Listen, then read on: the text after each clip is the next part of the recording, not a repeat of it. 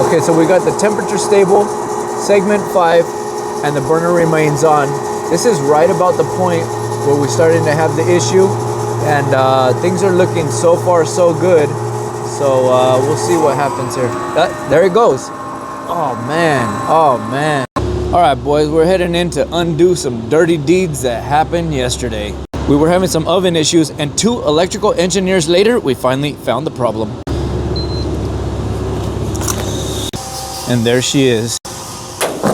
And I can tell you right now that this whole computer setup was the dang issue all along. Dang it. Well, how's the computer setup gonna affect the combustion of your oven? Well, that's a question that took me 4 hours to figure out. And 2 electrical engineers, who knows how long. 2 controllers, and a whole bunch of blood, sweat, and tears. Allegedly, of course. If you pay attention to these 2 gas valves, you'll notice that on the control adjustment box, it have a reset button. This would be your low pressure gas valve, and this would be your high pressure gas valve. And these are the 2 low and high pressure reset switches.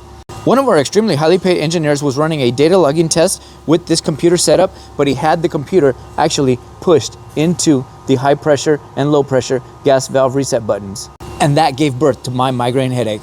You see, those 2 control reset switches are tied in directly with the combustion burner motor. So that means if you were to push one of those buttons, all it does is open the latch to the contactor for the combustion burner motor. And it's not going to trigger any one of these 2 fault lights that indicate monitoring of the flame, and it will give you an indicating fault. So we were getting a fault with no fault light. So the things that I had my eye pinned to was my flame signal and all 3 of my proofing switches. The other thing that I had my eye glued to was the strength of my flame. And as you can see, my flame is flaming. You see, in every gas burning combustion system, there's a sequence of events. And if any one of those sequence of events is not met, you're gonna get a flame out. But all our events were being met simultaneously. So at that point, I grabbed my meter and I went to town. I started poking and testing here, and there. Everything was checking out great. So what do you do when you're all out of options? You blame the controller. So that's when I threw the kitchen sink at it. That's when I took the old controller out and I put the new controller in. Yes, the walk of shame is not fun. But lo and behold, that changed nothing. The new controller still fault remained. And that's when I FAFO'd. You ever been on a roller coaster when you're going up the ramp and then you get up to the top of the ramp and you're about to drop and you get that crazy tingling feeling in your stomach? Well, that's how I felt when this thing dropped out again after I changed that controller.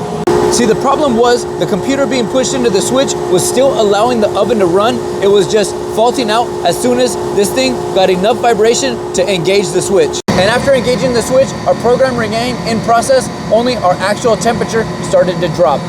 So long story short, I'm here to take the new controller out, put it back into inventory, and replace the old controller back into the active slot. I ended up finding the issue, but it took me a whole hell of a lot of time and a couple parts. And that's what makes me stunning and brave. Things don't always go the way you're gonna see them in your head, but the point is, you never give up and you keep pushing. This career will make a man out of you. So until the next one, guys, stay safe out there.